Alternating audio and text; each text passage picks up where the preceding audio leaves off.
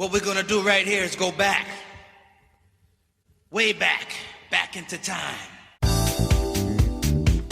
Hello, my friend, and welcome to another episode from the WDW Radio archives. I am Lou Mangello, and this is show number 773. And this and every week, I'm going to select an evergreen episode from the archives to share that maybe you haven't heard before, or maybe just one that you haven't heard in a long time. Whether it's an interview, top 10, review, guide, Wayback Machines, or more, it's a great way to visit and revisit some of our favorite episodes, including ones that you have suggested from the archives. And this week's episode I chose based on a recent conversation I had with somebody from the WDW Radio Nation. You can learn more and join and support the show at WDWRadioNation.com about architecture in Walt Disney World. So I thought that this week we would explore Walt Disney World from the outside in as we go back to 2018 and show number 522 to discuss our top 10 buildings in Walt Disney World. From the parks to the resorts, we're going to look beyond the physical structures and stories, but also at their architectural significance and their accuracy and design and functionality. We'll examine some of the different types of entertainment architecture, some of the engineering marvels, as well as, I think, why they resonate with us as fans on a personal, subjective level. And of course, I want to know from you, what is your favorite building in Walt Disney World and why? I invite you to share your thoughts over in the WDW Radio Clubhouse at wdwradio.com/clubhouse. I'll post that question there. Or you can call the voicemail at 407-900-9391. That's 407-900-WDW1, and you can share your story and your selection on the show. If you're listening on Spotify, I'll post this as a poll question in Spotify as well. And of course, when you're done listening, please go and check out everything I have over at WDWRadio.com, including a link to our community blog posts and articles. And you can sign up for our free weekly email update and get a free copy of my 102 things to do in Walt Disney World at least once, including 40 free things to see, do, and of course, eat. Plus, you're also going to get weekly updates about Disney news, special content and updates, events, live broadcasts, exclusive content, and much more. Please connect and chat with me over on social. I am at Lou Mangello on Instagram, LinkedIn, and Facebook. But for now, sit back, relax, and enjoy this week's episode from the archives on the WDW Radio Show.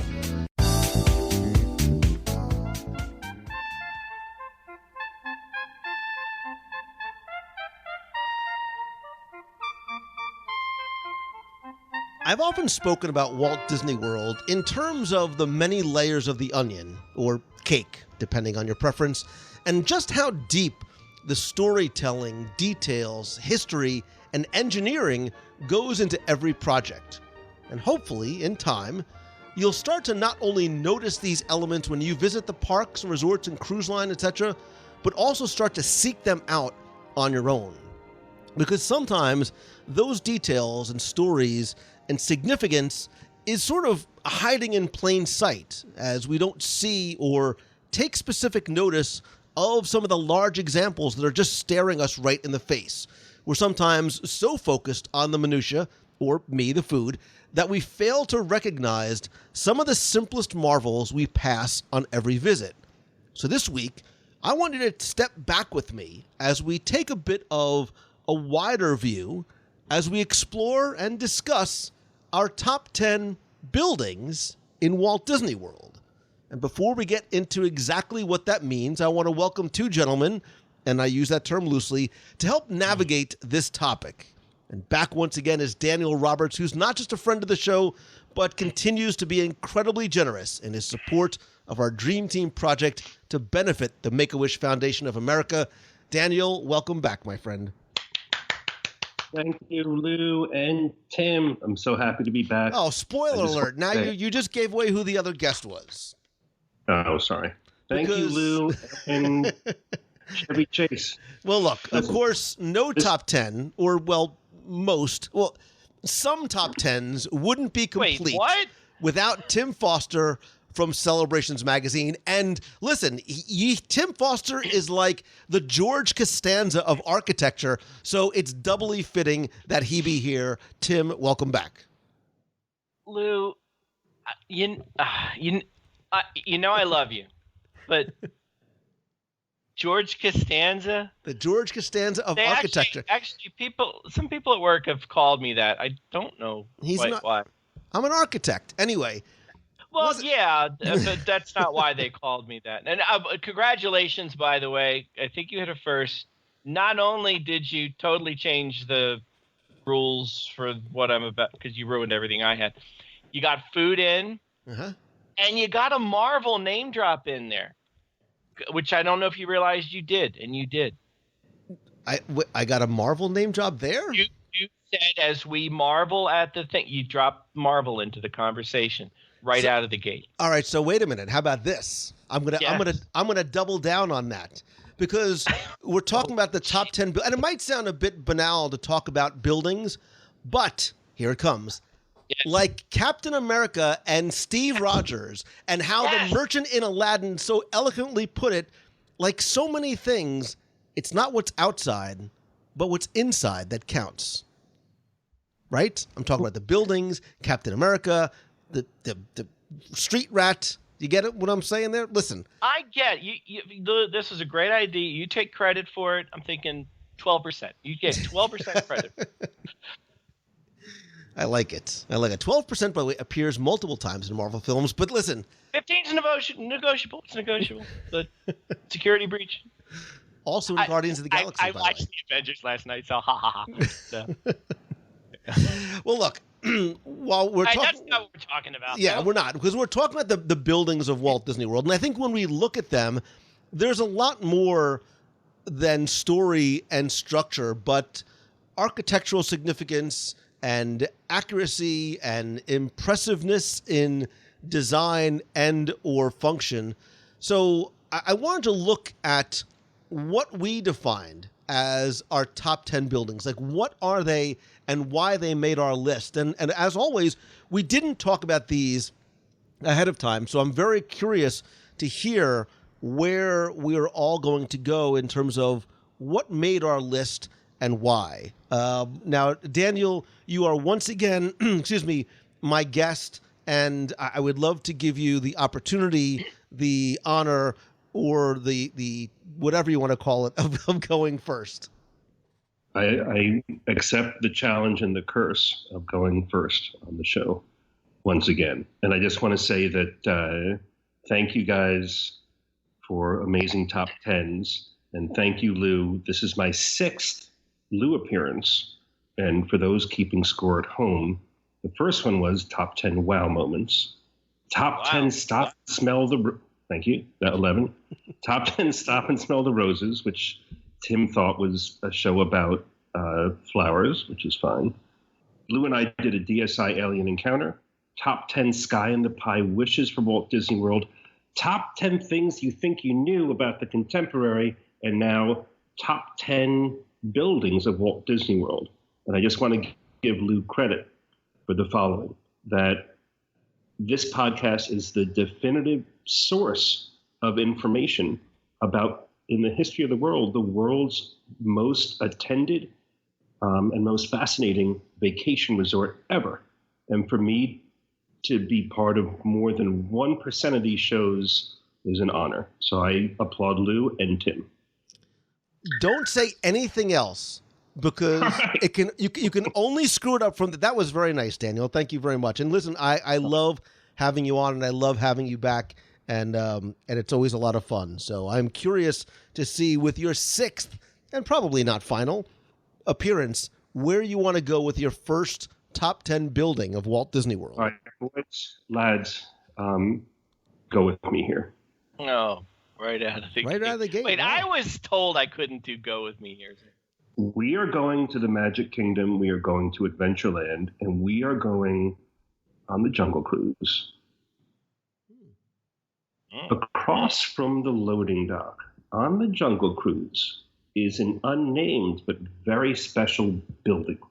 It is a little shack that you see across the river. It has a wraparound porch. It has bamboo poles. The roof is made of thatched straw. It looks like something out of the 1930s that would be in the jungle. There's netting. There's a gun rack. There's chair and a pith helmet. There's all sorts of weird stuff out there, and you can't really see indoors. But the structure, when I first went on the ride when I was 11 or 12, Lou and I are of similar age, although he's older. Wait a second. But he is. When I first went there, when I saw that, I said, I want to live in there. Because I don't know what's inside, but it's the coolest place in the world. I loved the structure. I loved the fact that it was not explained. It's not necessarily part of the story, but I made it part of the Jungle Cruise story. I thought that this is the place where perhaps the person who created the entire Jungle Cruise lived. Something bad might have happened to him. Maybe he's still out there. Maybe he's battling the elements and the animals. There's a keep out sign. It's almost like the shack itself is almost like a ghost host warning that some bad stuff could happen to you. But if you make it back, there's going to be tea and crumpets in the shack.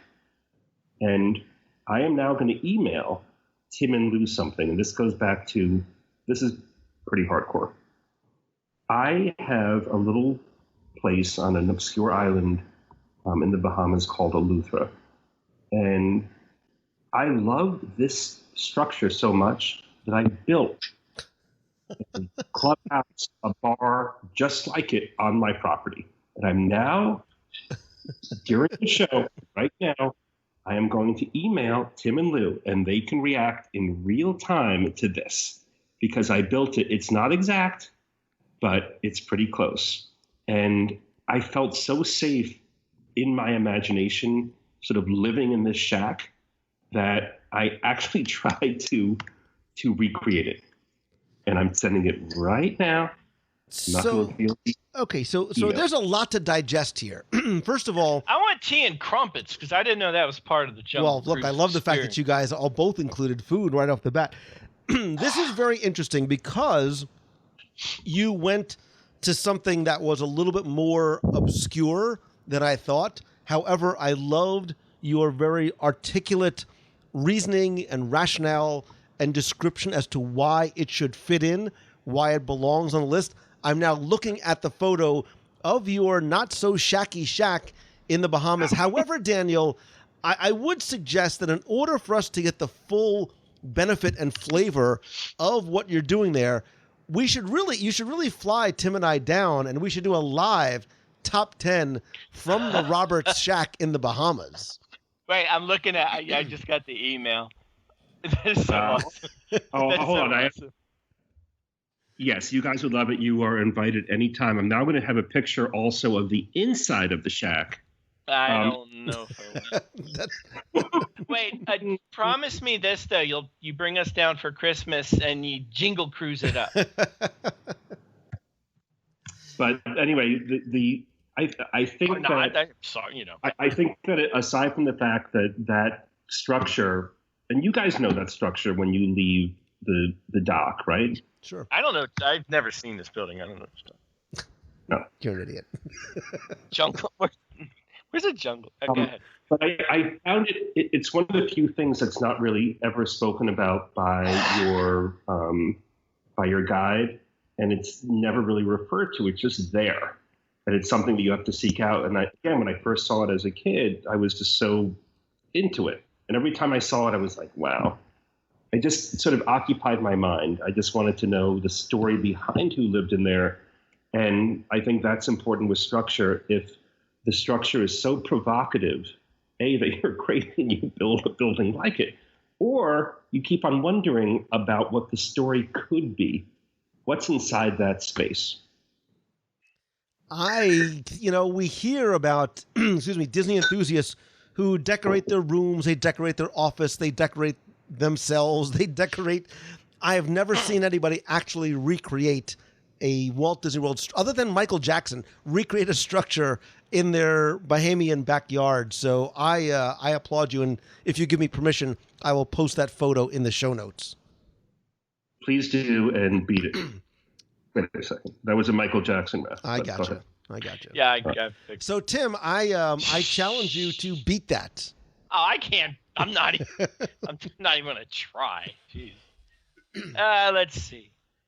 Well, I kind of took a weird. I went a weird way on this top 10. You can't go any weirder than that. So. I got you. When you said go with me there, that was Sorry. Yeah. No, I like it. Where I'm going to do, mine were more general, I guess you'll see as I go through here. I didn't want to bog down with, this. Here, I'm going to blow Lou's and Daniel's right out of the water here. I didn't want to go down the path of this building in World Showcase was inspired by the 13th century fortress of the thing built by the Mayans and the thing in the Phoenicians and in the alphabet, and it's because of, like history, because you'll all just as you are right now, as I lulled you to sleep. So mine are more general, but the first place I'm going to go, this might be surprising because I don't know if most people, when you think architecture and magnificent buildings at Walt Disney World, go to this place, but I'm going to go to the Epcot resorts, and of all of them, and they're all beautiful, I'm going to the Swan and Dolphin. Ah, I love you, man. Oh, that a boy. Oh, wow. Okay. For a couple of reasons. First of all, to pay homage to the great Michael Graves, who a wonderful, magnificently artistic architect, and did the architecture for the Swan and Dolphin. Also did, and I always find this fascinating to tell people, did the design for Disney's corporate headquarters in Burbank, which the coolest part, and this is neat because this is a building you don't see. This is not out in the parks or anything. But for those who don't know and didn't see it, of the many, many fabulous features of that building, perhaps the most striking is I think it's the entrance of the building where there are columns, and there are 6 of them, and they are 6 of the 7 dwarfs that are actually the columns. And the second floor comprises 1 column, that being Dopey, the most famous and best and most beloved of all the dwarfs. But that building is so cool in of itself. If you ever get a chance to not visit it, but even just Google it, look at some pictures of it. There's lots of books. You're going to hear me rustling here probably because I have a million books in front of me. So, but there's so many cool things about it, from the outside to the interiors, to the offices and so forth. But that leads me to Swan and Dolphin, which Michael Graves also designed. And I'm sure we've talked about the Swan and Dolphin a lot in past shows. It's talking about the statues themselves, 56 feet tall, 60,000 pounds. The swans and the dolphins, the mahi-mahi versions of the dolphins, and not those dolphins, which I admit that confused me the first time I was there, but I get it now. So, but the thing with the Swan and Dolphin right now, the reason I bring it up, I was actually just did a story about it in this little magazine we'll talk about later. But Michael Graves' interior design had a lot to do with the whimsy and the nautical whimsy. I can't think of another word of the resort, and there was a lot of backstory and a lot of theming that went into it. Now, recently, the Swan and Dolphin underwent a major renovation. If anyone who's been there in the last year or so knows that they redid the lobby and most of the decorations and all of the guest rooms and so forth. But the one thing I want to point out, if you haven't seen it yet, I saw it for the first time at Christmas when I was down there in the Dolphin Lobby. And the Dolphin Lobby had historically been home to this beautiful gargantuan white poinsettia Christmas tree, which was fabulous, rivaled only by the jaw-dropping Christmas trees at Wilderness Lodge and Animal Kingdom and so forth. But this year, Christmas, the poinsettia tree was gone. And in its place was this magnificent chandelier. It's not even fair to call it a chandelier. This is a work of art. It was hundreds and hundreds of crystal globes hanging from the ceiling. And I thought that took the place of the Christmas tree. That was the Christmas decoration. But lo, to my surprise, that is now the centerpiece of the Dolphin Lobby. And if you haven't seen it yet, I strongly urge you to go check it out. The lobby itself got a total design makeover as well, but the chandelier is amazing. If you look underneath it is the 4 dolphin fountain, and if you go underneath it and look up, it's just an incredible sight. It's like a million kaleidoscopes glistening in front of your eyeballs. So again, that's not to take away from all the other architectural details of the Swan and Dolphin, the fountains, as I said, the clamshell fountain that is out front of the Swan. Keep getting my buildings mixed up, but the whole complex is so beautiful and well designed that it's well worth the visit just to see it, and very different from the yacht club, beach club, boardwalk, seaside theme that the rest of the Epcot resorts have. It's very much a unique structure in itself. And like I said, it's got a wonderful new addition. I really encourage you to go check it out because my jaw just dropped when I saw it for the first time.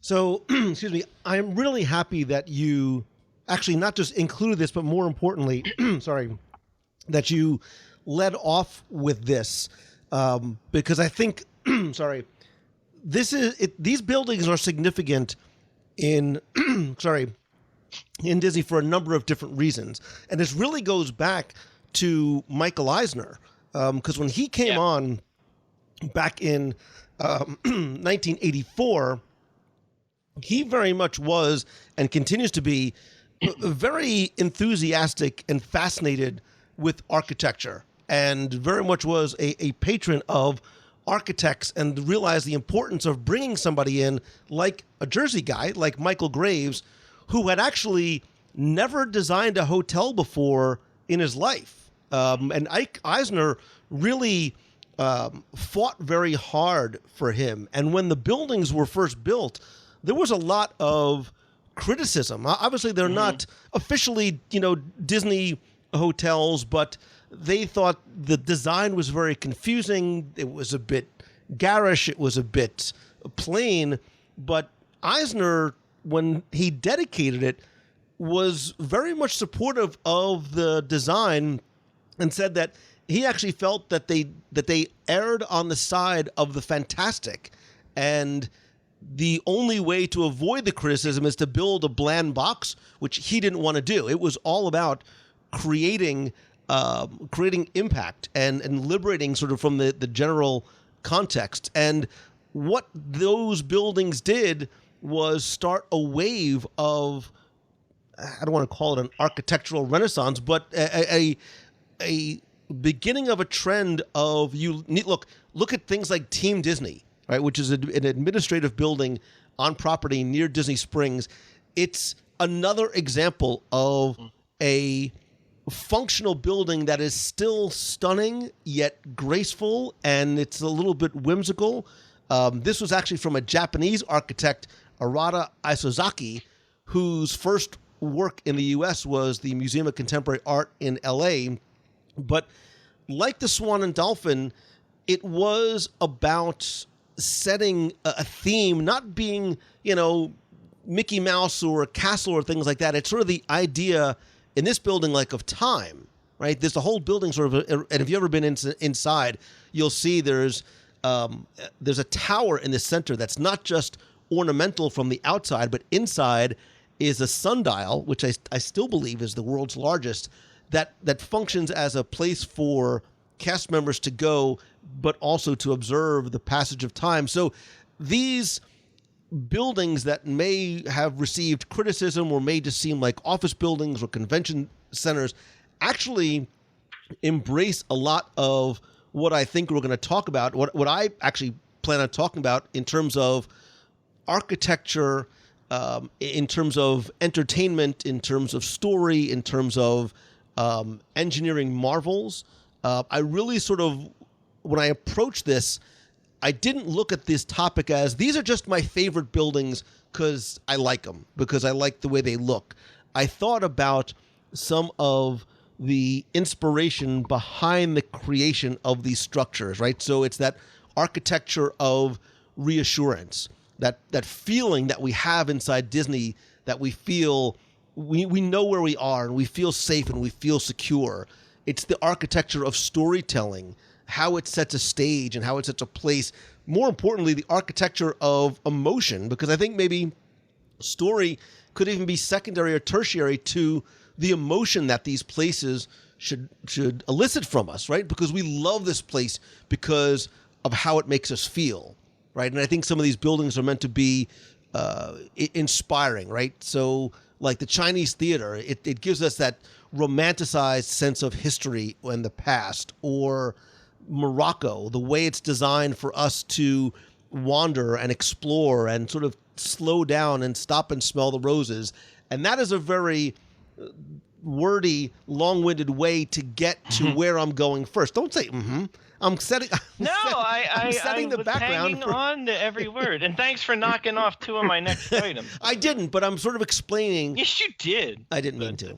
But wait, I have a question for you before you start. Sure. I don't mean to interrupt you. No, Michael Gray, I meant to find this out. I know when Michael Eisner came in, and in retrospect, I mean, there's your opinions of what he did and did right and wrong and all that kind of stuff. But I know when he came in, one of the things that he did focus on was the architecture.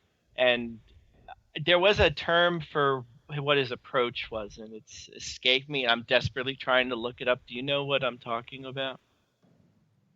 A term for what? A flag, like what his attitude towards in terms of architecture within Disney and what he was trying to do. I know. I think it was called capitalism. Is that? No. I mean, I think it really was architecture, like form over function. Well, I think the idea, and maybe this is, I think it was what they termed as entertainment architecture. Yes, yeah. That's it. That's right. The term I was trying to think of, and I couldn't find. But yeah, and I just wanted to say, because for whatever we think of Michael Eisner and things he did, or whatever, him bringing that to Disney at that time is one of his stamps of good things that he did do. And Swan and Dolphin is just one example of it. But I did want to give credit where credit was due, and I was really trying to figure out what that term was, and thank you. Yeah, and look, I and if you've listened to, I did a show, I think it was episode like 426, I think was the we talked about the Disney decade in our Wayback Machine.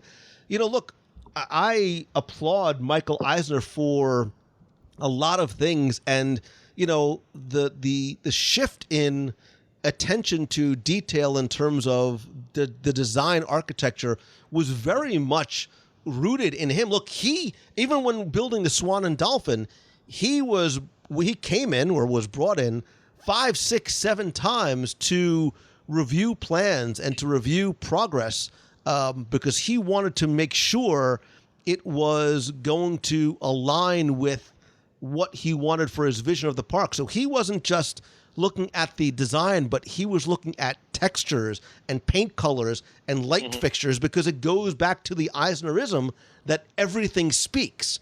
And you could look, and I think he even said, it costs the same amount of money to build a 1,400 room, ugly building as it does to build something that can speak and be beautiful and tell a story. And I think the Swan and Dolphin are perfect examples of that. Yeah.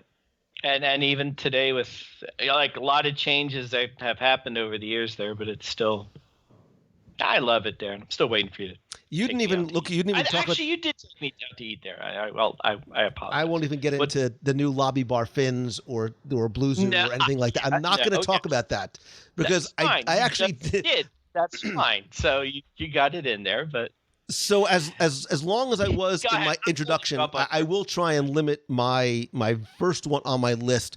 Although you're going to accuse me of cheating, but it's not. It may be a stretch, but it's not a cheat, because the first one on my list in terms of buildings that are significant and impressive and beautiful and tick all the boxes of what I just talked about in terms of the architecture of emotion and storytelling and reassurance and the past is Main Street, USA.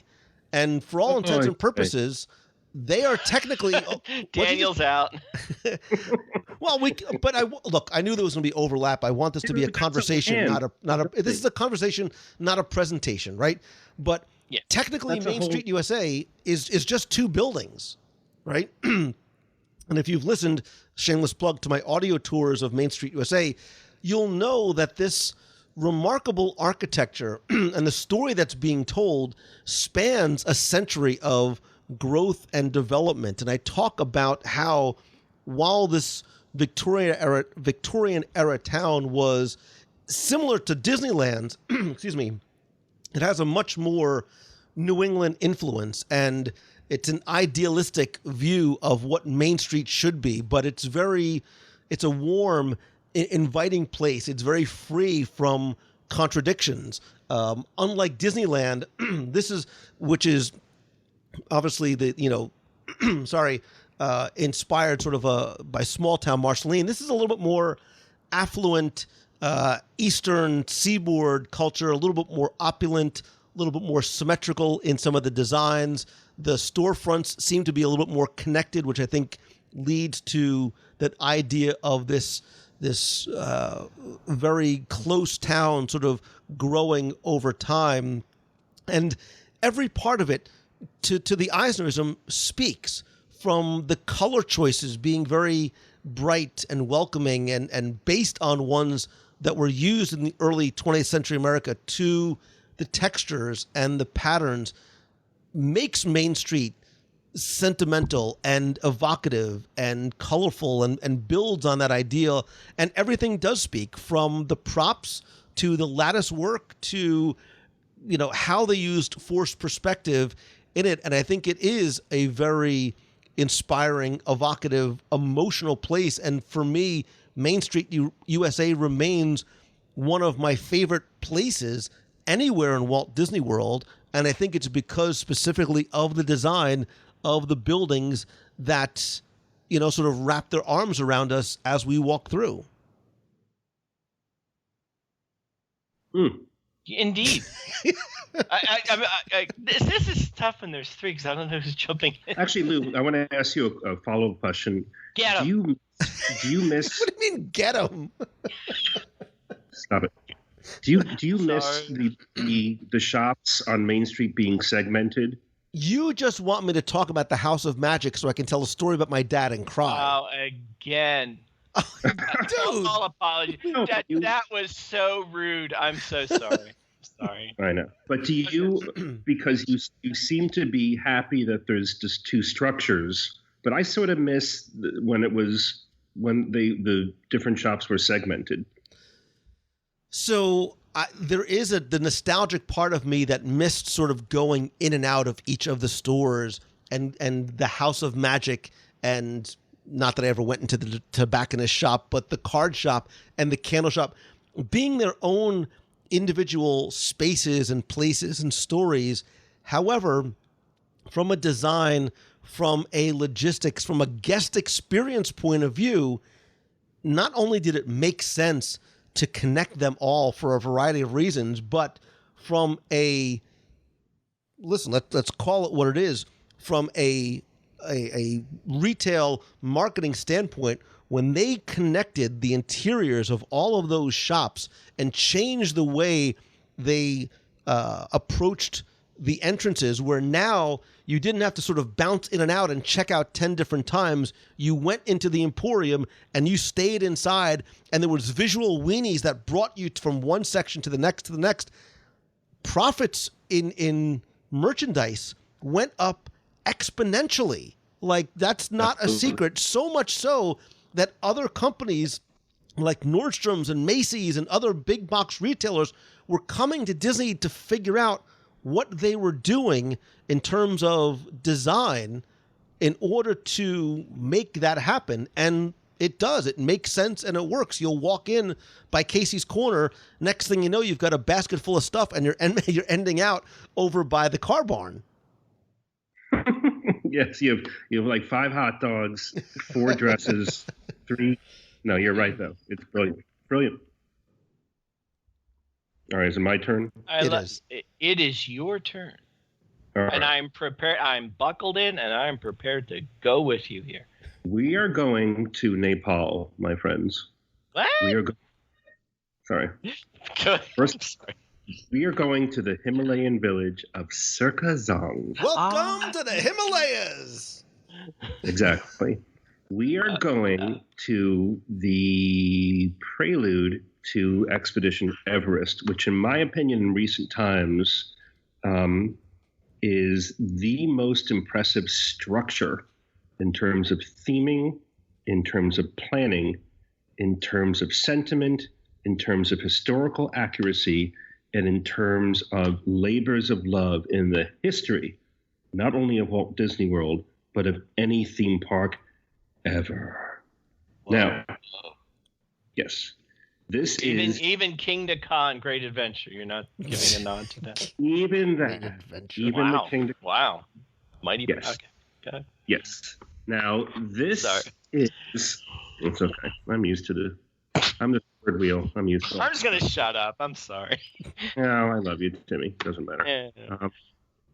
This is Joe Rohde and Stefan Hellwig, who went away for a while. And when they got out, no, I'm just kidding. They went away to Nepal, and they bought everything you see there, and they researched everything you see there. There is, let's see. There are 4 or 5 buildings. There's something called Norbu and Bob's Himalayan Escape booking office. There's Tashi's General Store and Bar. There's a tea warehouse that's been turned into a Yeti museum. There are homes. There's a monastery.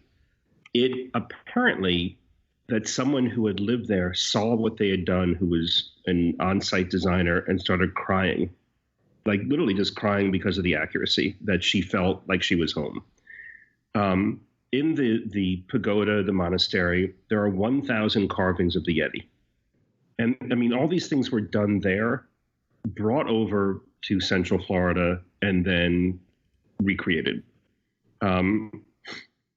Everything there has meaning, especially the museum itself. It is, I mean, of any prelude to any ride, and this, I know this is not a top 10 about the queue, but as a structure, and there are a variety of them, but all, if you look at them all as sort of one entity, it is the most compelling village that, and apparently they chose so many accurate different, because there are many different religious sects, that they chose all these different renderings of what the Yeti means to different people. And you can see it because some look like fairy tales and some look like baby stories. Some look ferocious.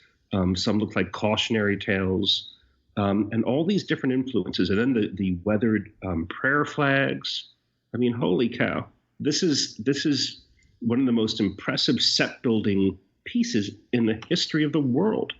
It's as a structure, and that you get the soul of the place. And that's it's an amazing irony at Disney for this. The ride is a ride. You know what's going to happen. The Yeti's not going to dance. You're going to have fun. You're going to get back and continue on your way. But the feeling in the queue, in these buildings, in this village, the feeling is that this stuff mattered to people. That this transcends Imagineering. There's a factual element, there's an archaeological element to this that grants credence to the whole ride. This to me is one of the most impressive put-togethers anywhere. And now it's not a 4 walls and a roof and a door structure because it's open-aired, as are structures that are in Nepal and in the Himalaya, or beneath the Himalayas. But this makes you feel, even though you know your outcome on the ride, which will be fun and safe, that this makes you feel as if something perhaps mystical or magical might happen. And that is all because of the structure, these buildings and the stuff inside. So I agree with you 1,000% for a wide variety of reasons, and I won't go into an exorbitant amount of detail. I actually don't think I've ever done a DSI, Disney Scene Investigation of Expedition Everest. More importantly, this village of Circazong, which, do you know what Circazong means? Anyone? It means Stop Googling. Betty White. No, it means What? Fortress of the Chasm. It's Fortress. Do you know where you can find that out, Lou? Yeah, WDW Radio, because I just said it. Do you know where else you can find it, Lou? In the archives of WDW Celebrations Magazine? I'll tell you later. Oh, boy. Anyway. Thank Oh, boy, show 532, I found So when I was speaking, he was Googling the village of Circus.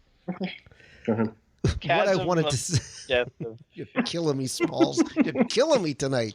The reason why I like this entry, and I appreciate your comments and sentiments about the importance of it and the details, is not just because of the artifacts they brought over and the building materials that they used and the construction methods that they used to make sure this building was going to be accurate, because they knew that not at some point someone from that area was going to come and say, this looks exactly like a place that I visited. It looks exactly like a place that I grew up.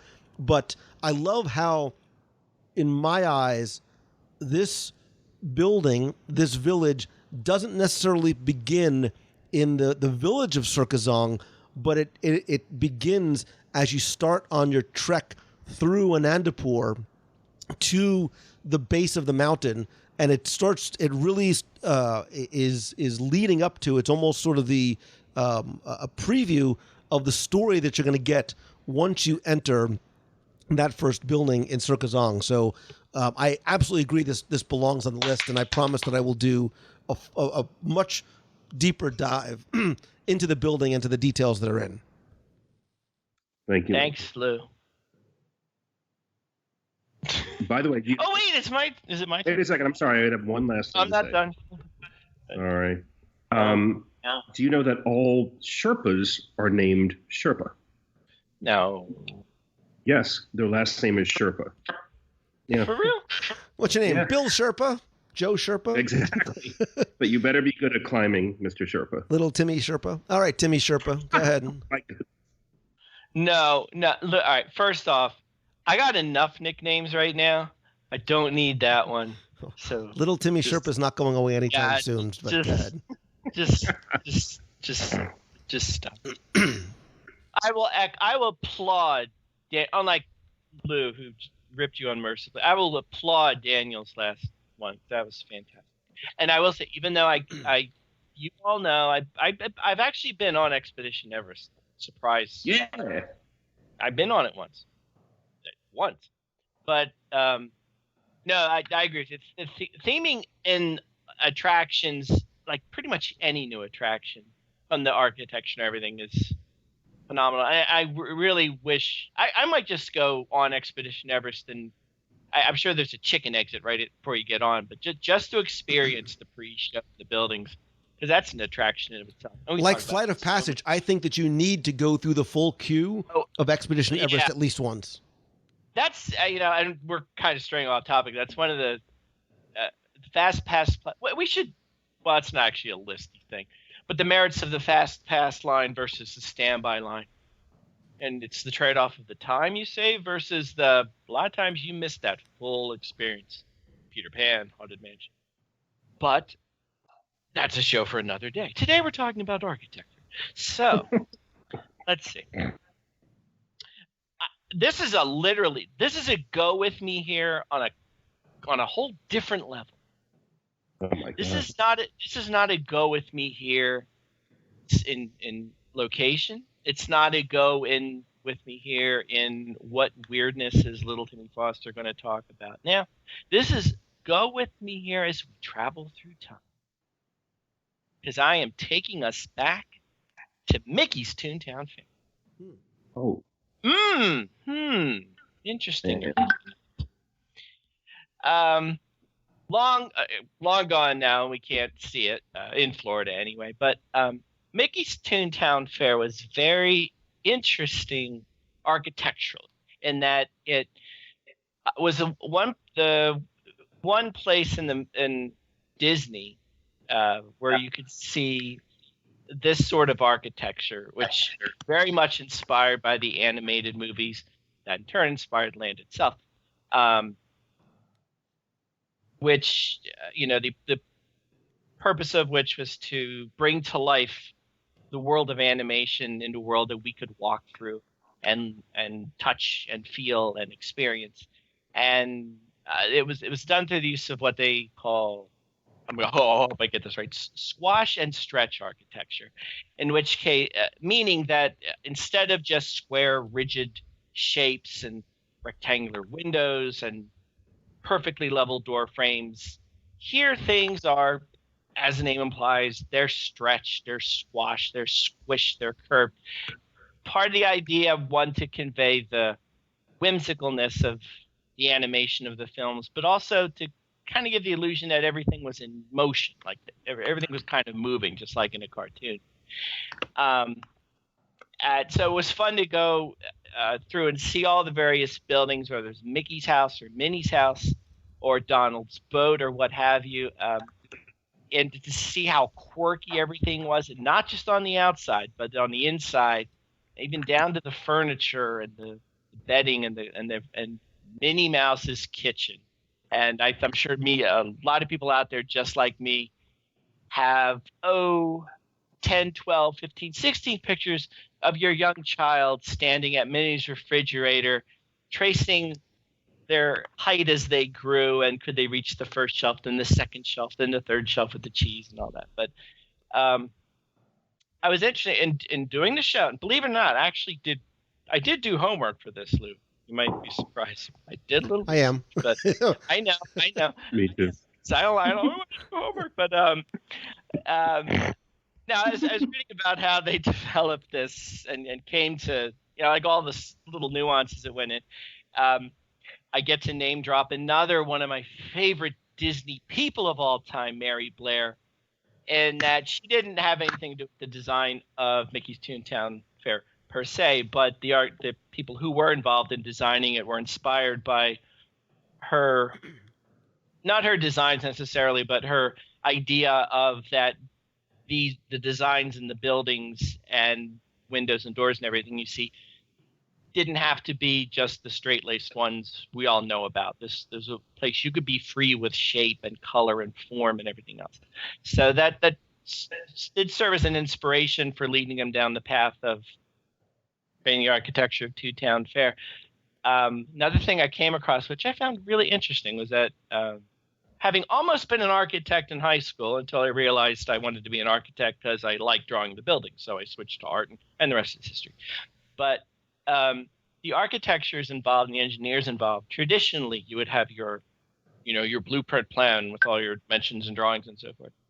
And you'd bring that to the site, and the people building the buildings would understand what that meant, and they would proceed accordingly as they built the structure. But because this was so offbeat, since this was so unlike anything he had done before and so unusual, they couldn't bring a 2D plan to the construction site and say, "Have at it, gentlemen." They're like, what is this? I don't even know what this is.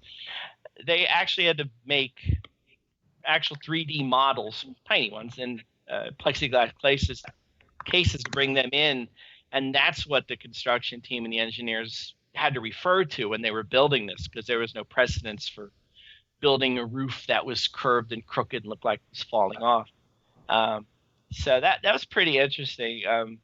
I'll dare I say, not the last example of many architectural engineering innovations or different ways of doing that Disney has come up with over the years. But as we know, Toontown Fair is no longer with us, giving way to New Fantasy, which I have a feeling is going to pop up later in this conversation. But before we got to that, I just wanted to give a nod out to the whimsy and the fun and the color and the just cartoony that was Toontown Fair.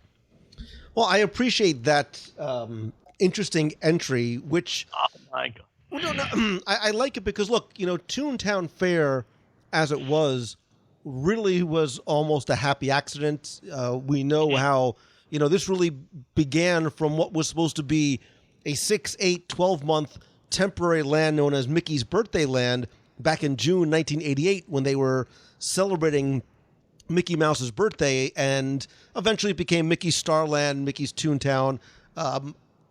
If you would like, and admittedly, in my eyes, a very fascinating look at the history of it. You can still get my Mickey's Toontown Fair audio CD for just $10, but I digress because I think it was interesting how that space went from flat facades and simple circus tents to a land that used that Frank and Ollie squash and stretch, principle of animation and brought it into 3 dimensions, which, again, I think goes back to some of those principles and that architecture of reassurance and a place that not just adults but kids really felt safe and secure, and short people like me felt like it was built like at our scale. So it's again, it's about why and how that place made us feel.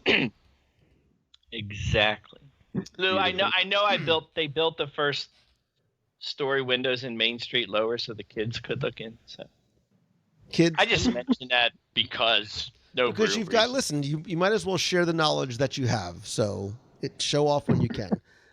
It's not often you do research, so I'm happy. Listen, you have. I'm happy I did that. Oh, by the way, since you shameless plug once in a while, that audio CD you mentioned, I heard that's got a really killer cover on it. It does. Really nice art. It does. It's by a former architect named I've heard Timmy it on Foster. the street. I'm just.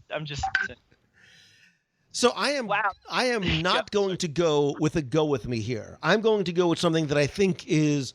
I almost left it off because it's blatantly obvious, but the reason why I put it on my list is possibly not for what you think.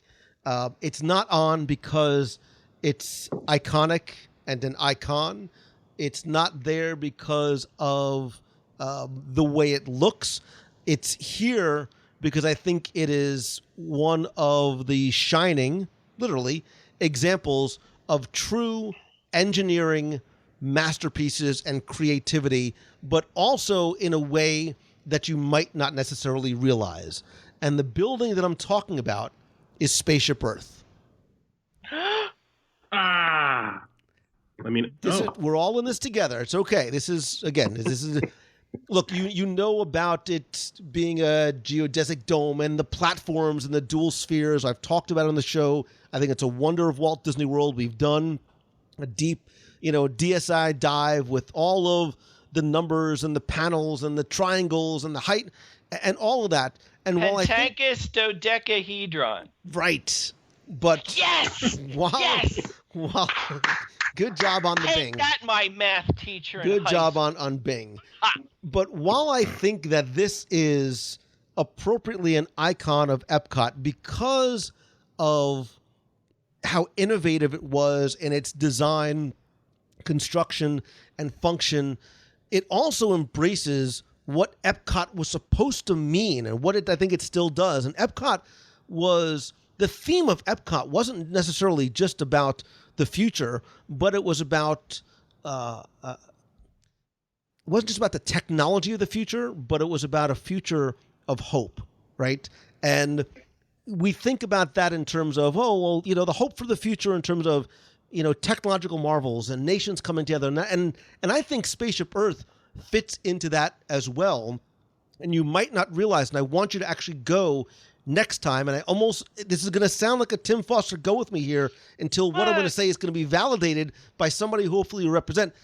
The next time you look at Spaceship Earth and you look at those gigantic angled arms that are sunk 180 or so feet into the ground, they're there for support and they're there for the structure, but they really are meant to make you feel that those are arms kind of reaching outward towards you from the globe, almost in terms of an embrace.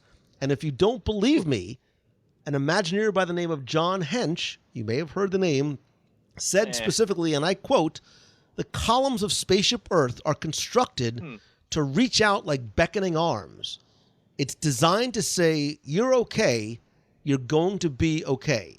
So those columns that almost look just very mechanical and functional are meant to be inspiring. They're meant to be somewhat optimistic and comforting, which are some of the things I talked about before in terms of that architecture of reassurance, and architecture of emotion. So while it is an engineering masterpiece in terms of the design and the way it's created and the functionality of it, I think what it really does, and I think part of the reason why we don't necessarily recognize it is the icon of Epcot Center, is because of what it's meant to represent. It's not a cold, static building. It is sort of meant, like I said, with Main Street USA, to sort of wrap its arms around you and welcome you in, not just to the park, but into the future that it represents.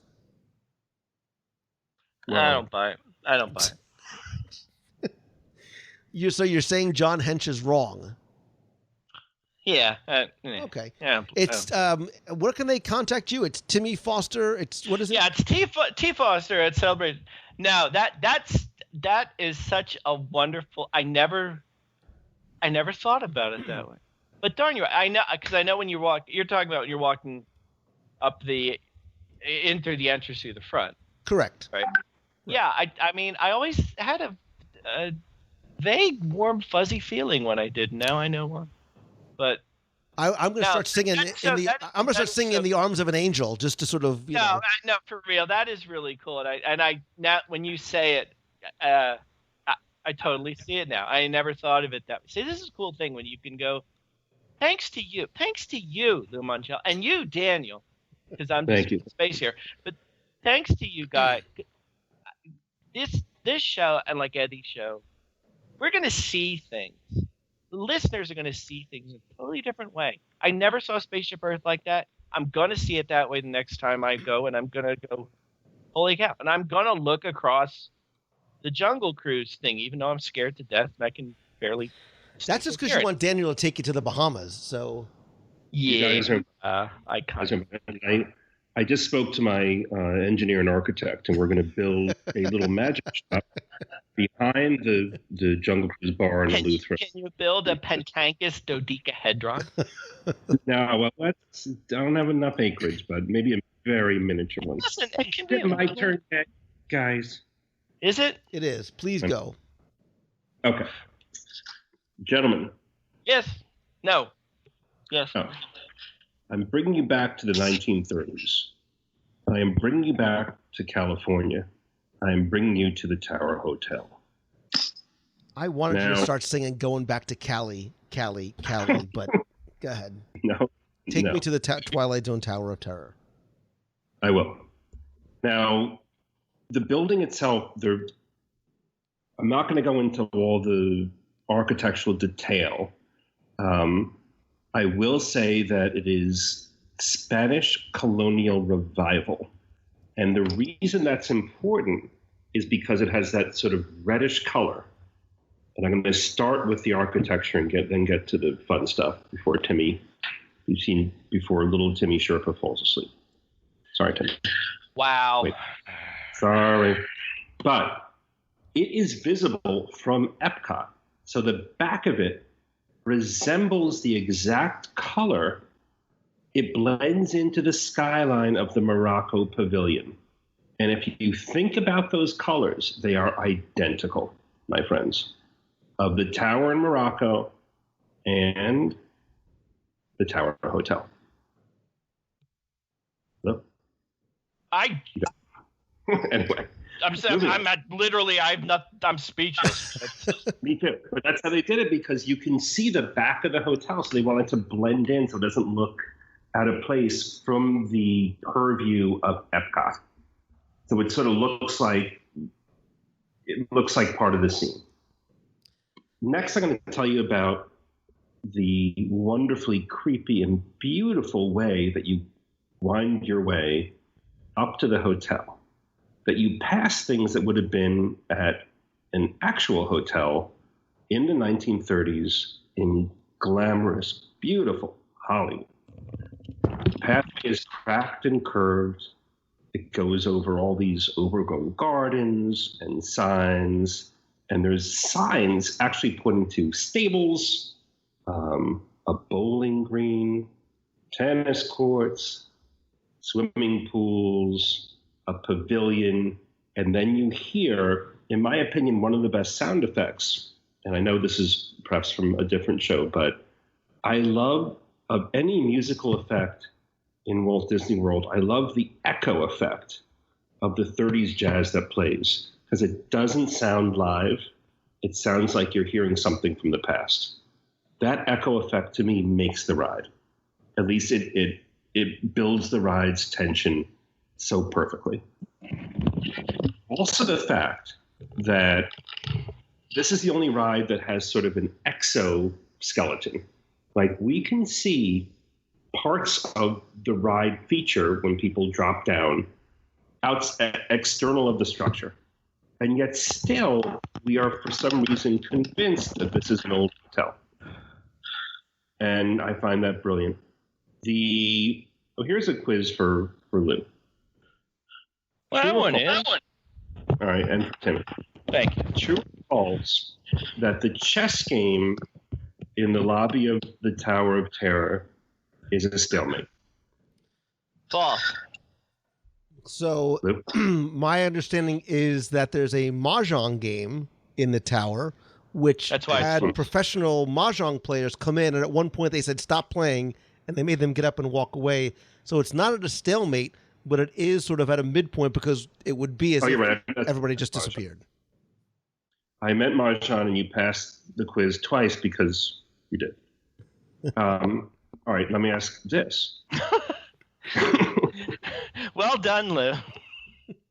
Oh my God, Lou! You know, I had lunch with Lou, and you did. Can you tell me how that is? Because I'm still. It's so good. But there was a waiter who knew his stuff about Disney World. We were in Animal Kingdom. I can't reveal where or what we had. Yak and Yeti. We were at Yak and Yeti. I remember. Yak and Yeti. We had a bunch of sake and some Mongolian beef or something. It was great. And the waiter didn't know who Lou was, but I said, "There's no way you can stump this man."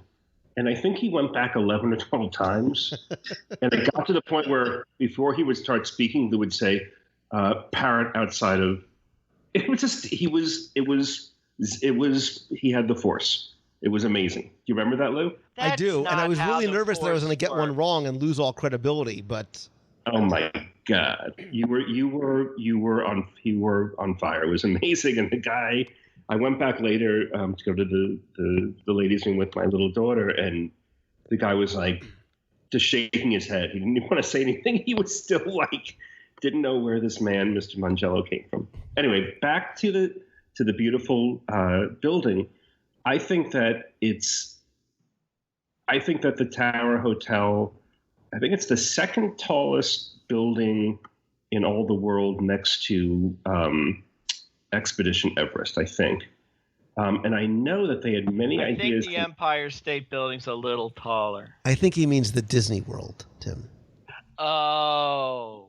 Yeah. I said Expedition Everest. I'm a jerk. I'm sorry. I know that's what you meant. But I had read that they were considering making, and Lou could correct me on this, and if nice waiter from Yak and Yeti is listening, well, you can't correct me on this because Lou beat you. Moving on.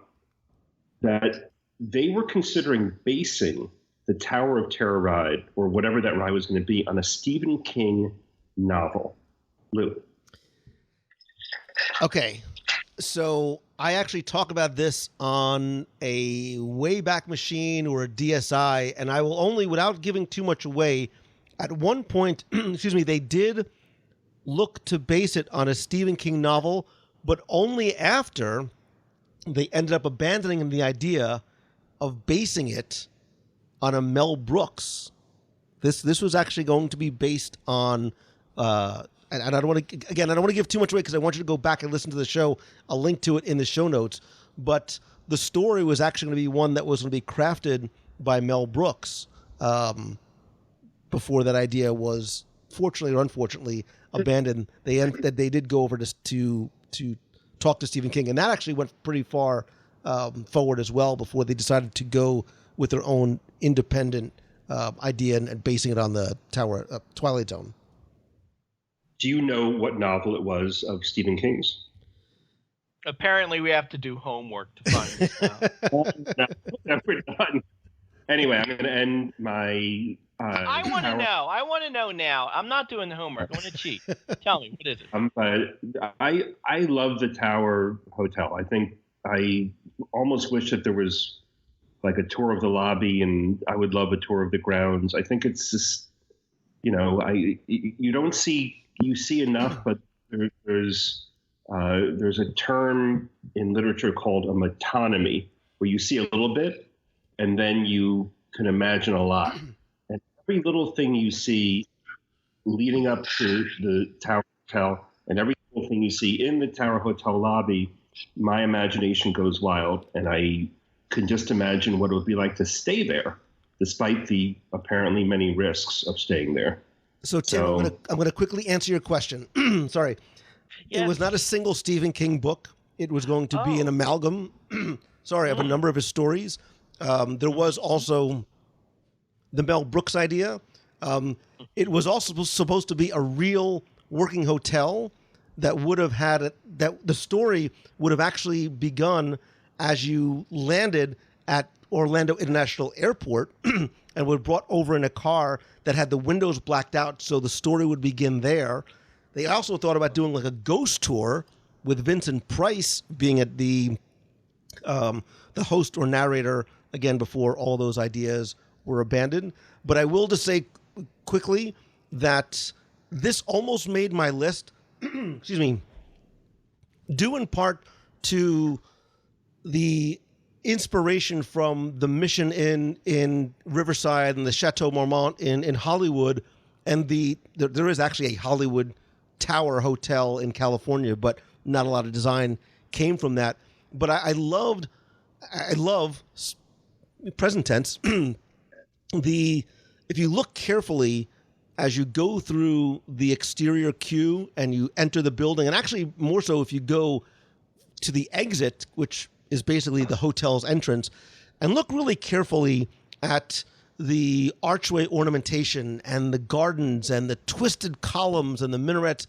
They're beautiful, and they really do give you that sense that you have traveled back in time, which is really part of the reason why I love the theming and the story here more so than I did the California version pre-Guardians of the Galaxy. Although I will say, just as a quick aside, the Tokyo Disney Sea Tower of Terror, which is identical mechanically to the California Adventure one, is a complete redesign of the story because Twilight Zone just doesn't exist there.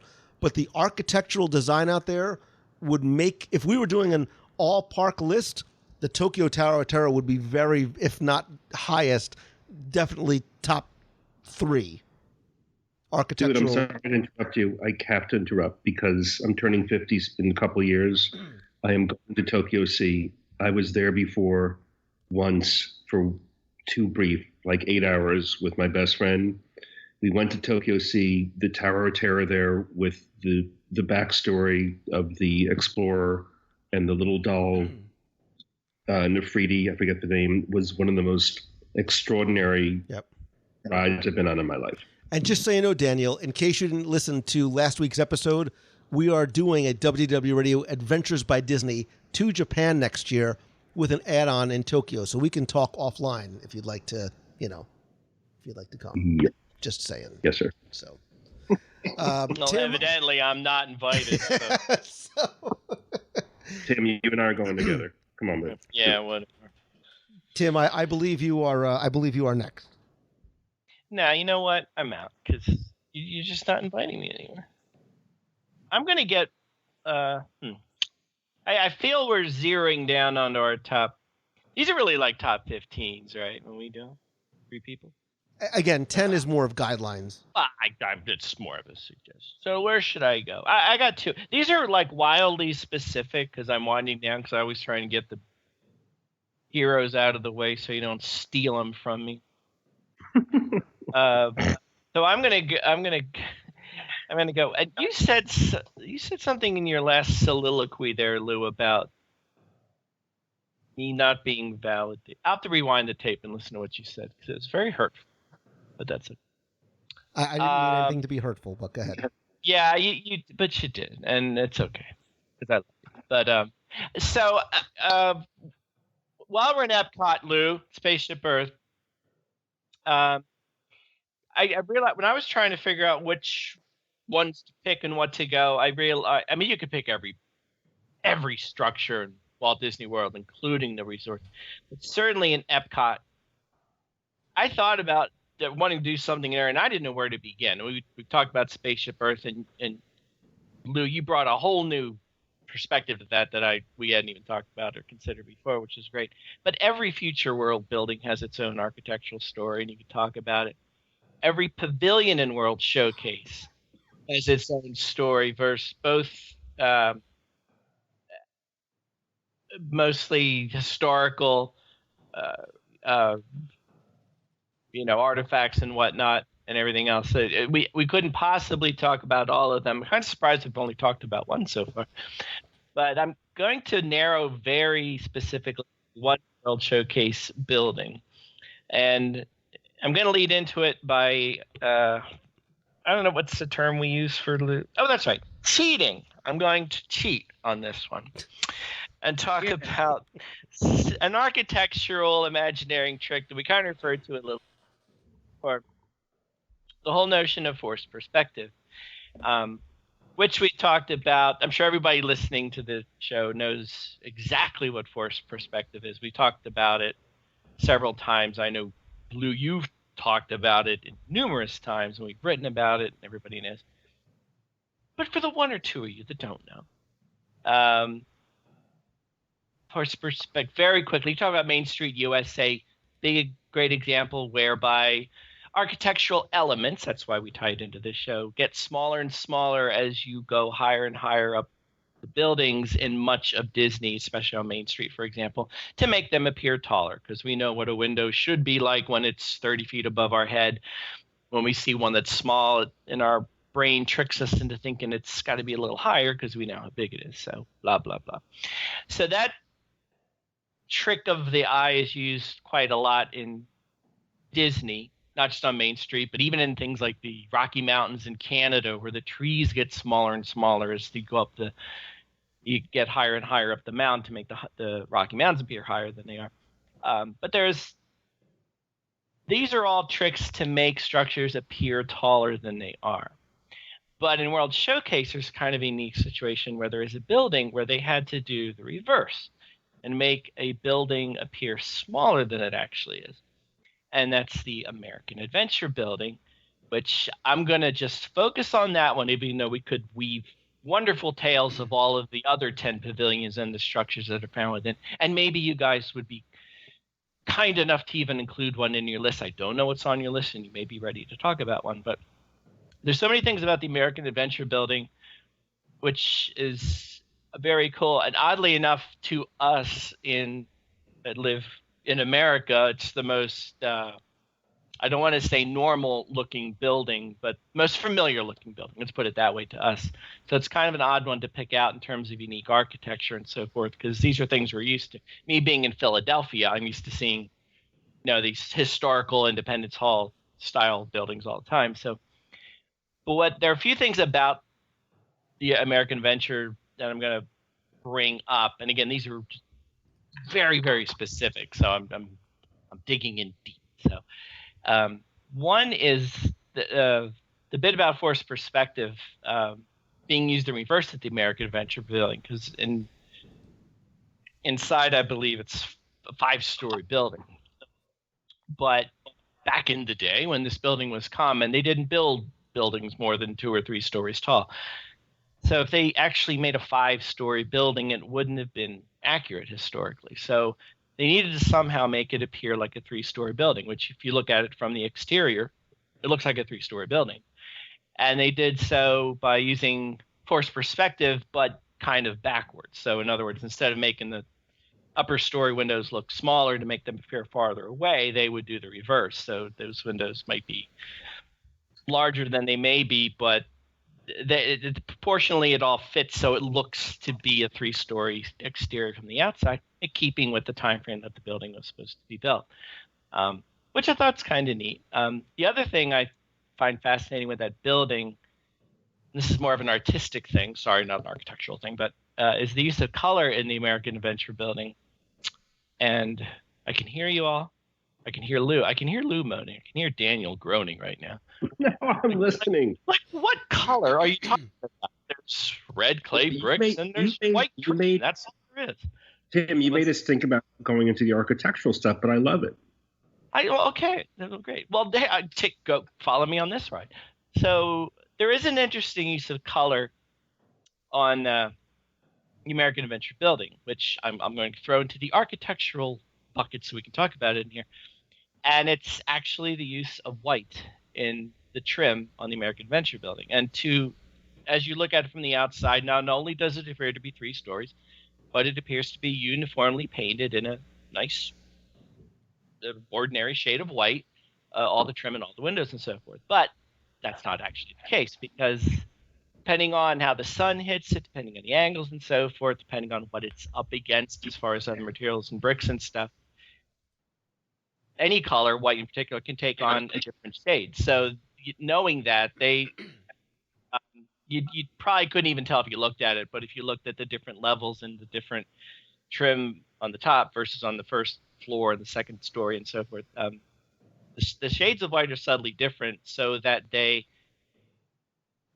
blend in with the sunlight, the ambient lighting, the brickwork next to it and so forth, such that when you see all 3 of them, they look to be the same. If they were painted the same and you saw them, they would actually, oddly enough, look differently. One might look darker than the other and so forth. So, that's more of an artistic color theory thing, but I always was kind of fascinated when I read about that, because I think we've talked about color before as a top 10. Did we? Because we should. But white being a color, that's not a color, but in this case it is. And it's, to me, it's not only because it's just neat that there's 3 different shades or 4 or 5, however many there are different shades of white, but there's that much attention that's paid to the details in everything you see at Disney. In this case, we're talking about architecture. And Daniel, you talked about the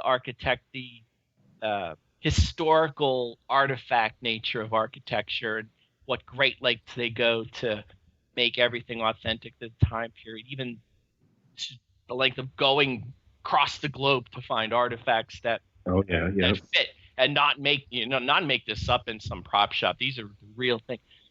I'm talking down to the color of white. Really? That's how detailed that they will get to make sure what you see looks authentic and real and what it should look like, what it looked like back in the period, and blends in seamlessly and looks like there was no thought put into it, when in reality the thought put into that would dazzle, dare I say, boggle them up. And again, I know you could go to every Pavilion World showcase and have a similar story about every structure in there and throw in the historical significance of each one. But I know we've done 3-hour shows before, and Lou, you did your 24-hour thing, but I don't think we really want to do 24 hours on World Showcase, which we could if we wanted. But well, you actually, you know what? You may have said it half jokingly, but I think we could do a show, a top 10-ish show, about the use of color and tips and tricks and techniques. I would love to. I feel like we did, but if we didn't, Lou, can I vote that be our next top 10? We'll see. I'll talk to Daniel and see if you actually make it to the next top 10 or not based on your performance. Oh. I kid because I love Timmy Foster. You know that. But no, look, I would love to have that. Are you kicking him out or me out? Which one are you kicking out? I'm kicking him out, but don't worry about it. But I'm. All right, we'll talk. But certainly you come to it too from an artist's perspective, even though deep down we know you're an architect. You really are an artist. Yeah. So we can talk about art vandaling. Right, because there's a lot of and I'm not going to spoil it, a lot of very deliberate, well thought out decisions that are made in terms of the use of color. We've talked about some of these things, on Main Street and here in American Adventure, and even just I think I might have even mentioned sort of the color palette that's used to convey a sense of place for Main Street USA versus the Disneyland version. That being said, in the interest of relative brevity for the show, I don't know how many more you guys have on your list. I have a few and some honorable mentions, but what I'm going to do is I'm going to include one more, and then at the end I'll wrap up just with a couple of things that I think bear mentioning. I just have one more. If I don't know where we are. I have like 2 1-minute shout outs. All right. I'll have one more and then I'll make up one real quick. All right. So I'll go very quickly with this one. This should, if you know me, this should not come as a surprise, because I think I find a way to incorporate this into almost every show. And now, based on what I just announced last week in terms of our next sort of big group trip in 2019, you know my love of Japan, the country, the pavilion, the people, the cuisine, the history, the tradition, everything. And we did on show 32, which literally is like 12 years ago, we did a very detailed DSI, Disney Scene Investigation of Japan. But in terms of architecture, in terms of the buildings, in terms of thematic design, without a doubt, I had to include Japan in here because this, it's while it's multiple buildings, some are connected, but it really is sort of divided into 3 distinct areas. There's sort of the east with the pagoda, that 5-story Goju-Noto pagoda, which is inspired by a real shrine in Nara. There are, like everything in Japan, everything has significance. Everything has story. So the 5 tiers represent the 5 elements from which Buddhists believe all things in the universe are produced. At the top of the pagoda is this beautiful soren, which is it's a spire with wind chimes and a water flame. And the building opposite is based on the Shinsen-den, sort of the ceremonial hall at the Imperial Palace in Kyoto, where we're going on the ABD, by the way. But I love also the building, first of all, Katsura Grill, which is inspired by that, which is one of my favorite places. Anywhere in Walt Disney World, you know, is one of my favorite. But if you look at the back of the pavilion, that fortress is massive. It is monstrously, it's big, not just in height, but in width, and you don't necessarily realize in depth because of what was supposed to be there. But this was modeled after one in Himeji City called the Shira. I had to write this down. Shirasagi. It's modeled after a real fortress in Japan. Come on, give it a shot. I can't. Shirasagi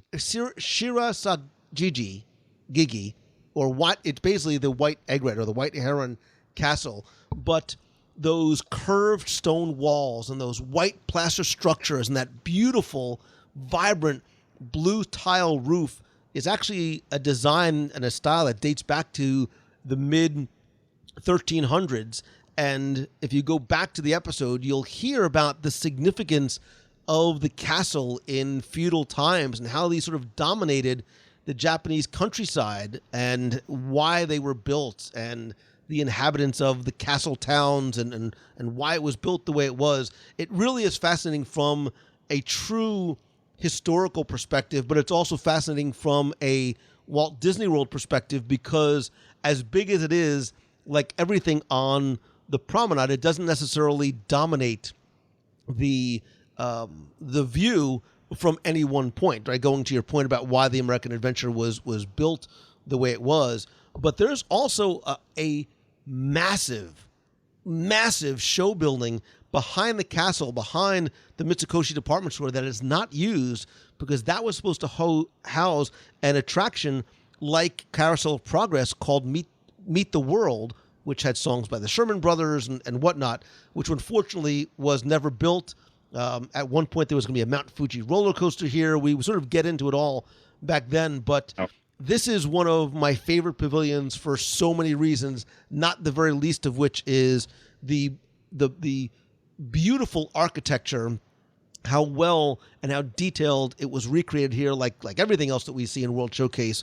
But it maybe made my list for not just objective reasons, but subjective ones as well.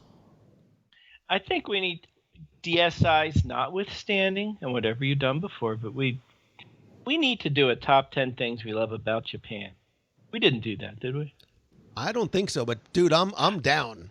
Because we both, and Daniel, I know you're on board with this, but we've talked so many times that's our favorite spot, both of us, for whatever reason. A lot on there. That would be great. As a fan of the show, I would love to see. I think we need to. I think better yet, I think we need to do it in Japan, like at the Japan Pavilion. At the pavilion. October 2nd. All right. Lou, I know you're not going to be there, but I'm just telling you. So just do the show without me. That's fine. I will. Daniel, I'm sorry. I stepped on your toes.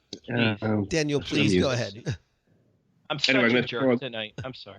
No, you're great tonight. You did a lot of research, and I can tell. I got 2 books open on the floor. That's a lot. No, I was spellbound by your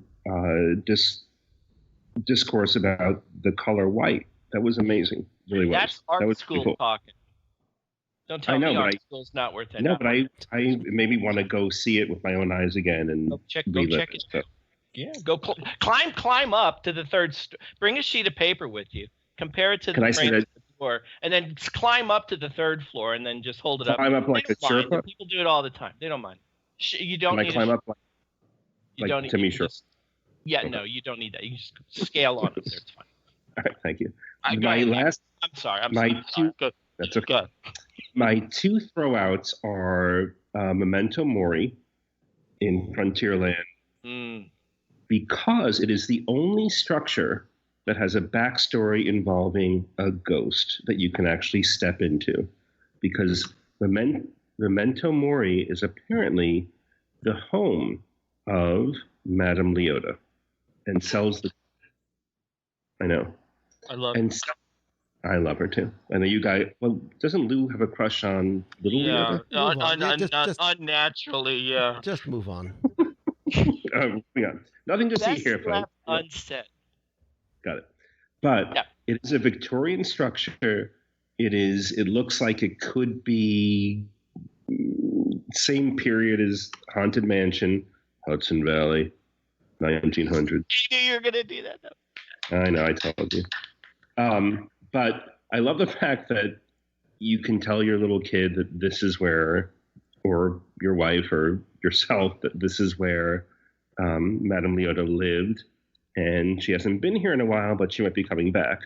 And in my opinion, for Haunted Mansion aficionados and purists, that I think they have the best. Well, they have all Haunted Mansion stuff. You can get a tie that looks like the wallpaper from the Haunted Mansion.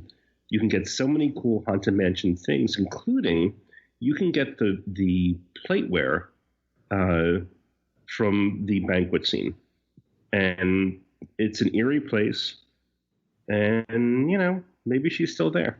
That's my first shout out. I love it because it's Victorian. It matches the period just before the Haunted Mansion was created. So there's actually like a historical line of reference that she could have lived there before she somehow found her way next door to the Haunted Mansion. The second one this is a weird one, but I love the Twinings Tea House, World Showcase England in Great Britain, because the roof is tilted and weird, but it looks like the real deal. There's something about the angle of the roof at the Twinings Tea House that makes me want to go in there and sort of be one with it. And those are my last 2 shout-outs. I love the Tea Caddy building, and if you go back and listen to it, I don't know the episode, I did a walkthrough of Epcot, of the United Kingdom in Epcot, with somebody from the United Kingdom talking about the authenticity of the buildings and the inspiration of where they come from, and all those buildings in that cluster represent different time periods. Again, I don't want to sort of spoil it for you, but I'm trying to remember. I don't remember what number it was, but we do a walkthrough and talk very specifically about that building, not just the exterior, but the interior as well, and some of the neat details that are in there. So I'm happy that you added that to your list. Thank you. Well done, Daniel. Timmy Foster. I'm up. This is funny because as when I'm done with mine, I know, Lou, you're going to rattle off 2, 3 at the most, I'm sure. Hey.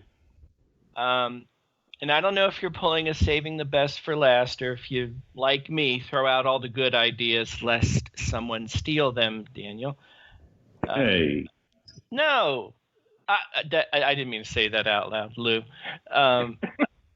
I can hear the internet screaming right now in protest, in desperation. Like, we're talking about Disney architecture. The only castle that's come up in the whole conversation is the one in Japan. Okay. What are we doing, guys? I think I said at the outlet that I very deliberately kept the castle off the. I felt the castle was too obvious, and we've talked about it ad nauseum in terms of origin, illusion, story, etc. That's why I left it off. The castle was off limits, or no? I forget. No. Timmy said. Here's the thing. Again, Lou makes a rule at the beginning of the show. No, it was just for myself. I mean, I just left it off. No, I left it off just personally. It was just my own choice. No, I'm not going to Cinderella Castle, by the way. Just so Lou, you can go. But no, I actually, for the same reason. I have castle notes, but I was kind of laying off them for kind of the same reason. One, I was sure one of you was going to talk about them. But also, yes, we've talked about the castle. You've talked about the castle so many times. How much more can we say? But I'm going to throw a little shout out to a lesser castle that exists in the Magic Kingdom. And it doesn't belong to Cinderella, but it belongs to Rapunzel. And I'm throwing this one in there because this is I think a very it's interesting on a lot of levels. Just seeing it's beautiful. It's during the day, during the night, that whole area of Fantasyland is totally transformed from what it was, which was basically a stroller parking lot. And now it's I want to say destination. I mean, you can't go in the tower, obviously, but it's a place to go. It's actually a place of significance now. It's not just by the way. It's a place of respite. It's a place to rest. Of respite. It's a place to charge your phones. It's a place to relax and listen to the waterfall as it meanders down the mountainside, cascading past the glorious structure that is beautiful. But the neat thing about it, and from an architectural standpoint, is I'm sure there's many other examples of this we could find. It could be a story and a show unto itself. But this was an architectural structure born out of necessity, just as much as it was born out of the need for theming and entertainment and that sort of thing. Back when I'm sure everybody knows this story, but back when they expanded the Peter Pan interactive queue to what it is now, it necessitated removing everyone's favorite restrooms in all of the Magic Kingdom, the ones over at Peter Pan. And they needed to put new ones in somewhere. And what better place than that kind of empty area over there where they park strollers right now? But this is Disney. Do we just build restrooms and call it a day? No. Where are you? Universal? This is Disney. When we build stuff, we build stuff. And so the idea of having to build restrooms in across the way in another part, let's just stop. Let's make this a whole thing. And so this became an area themed around Rapunzel's tower. Not besides the tower itself, which is a deceptively magnificent structure. Because obviously compared to Cinderella's castle, even compared to Prince Eric's castle, or even the Beast Castle, even though it's so far away, this is kind of an innocuous tower just sitting there. But if you go and look at it, it really is beautiful. And it's just the centerpiece of a whole mini land within Fantasyland, home to Maximus's footprints in the ground, the half-eaten apples, Pascal the lizard. I really hope I'm getting these names right because I haven't seen Tangled in quite a long time. But and quite possibly one of the best restrooms in all of fantasy, or in all of the Magic Kingdom. Oh, by the way, since you had to make them.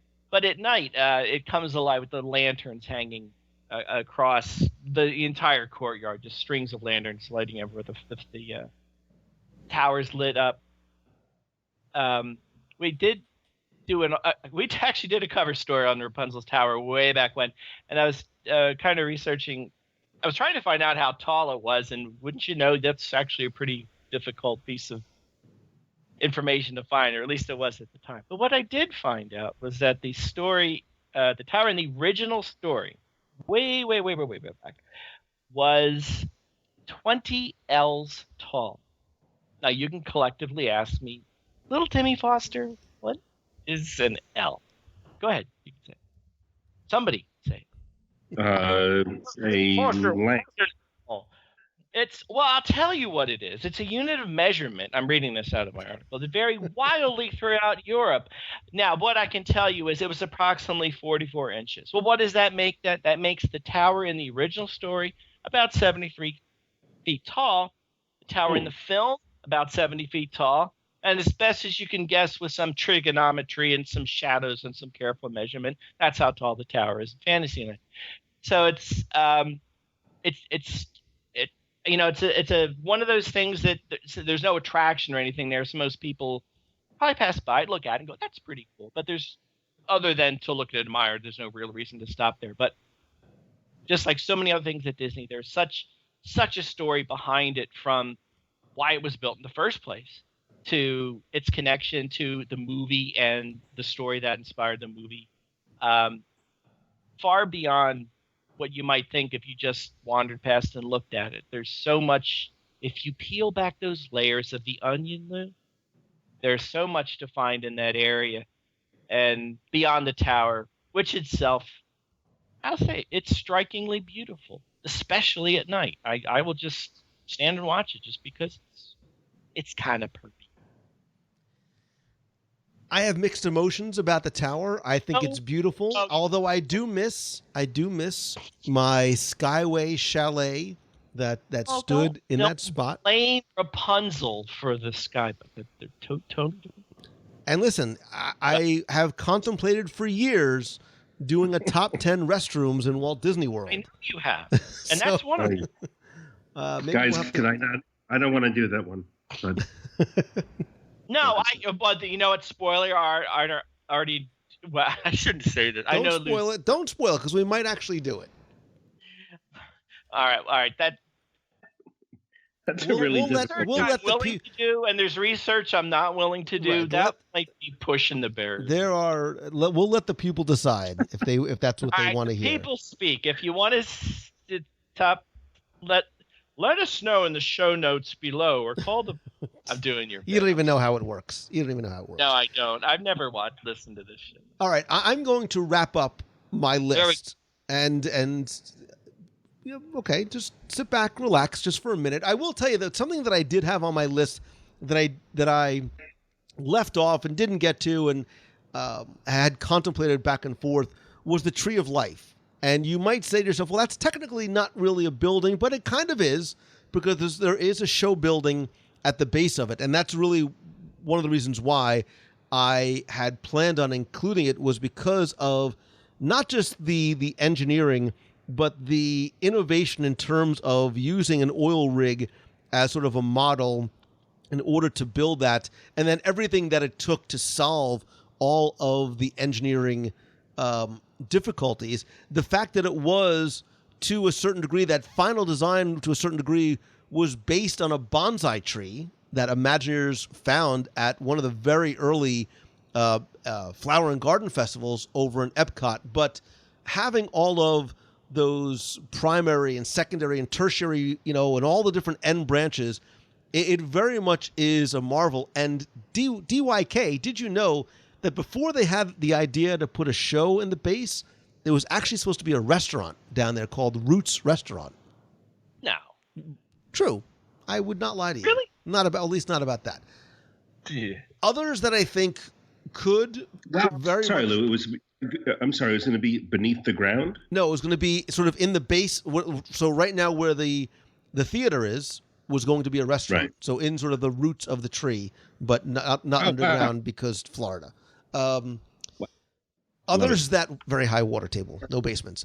A couple that I think bear mentioning would be the Swiss Family Treehouse, which I consider a building, a structure. I think it's just incredibly unique. Certainly the Contemporary in terms of the methodology that was used, very unique methodology in terms of that sort of, building a sort of like a chest of drawers type of thing.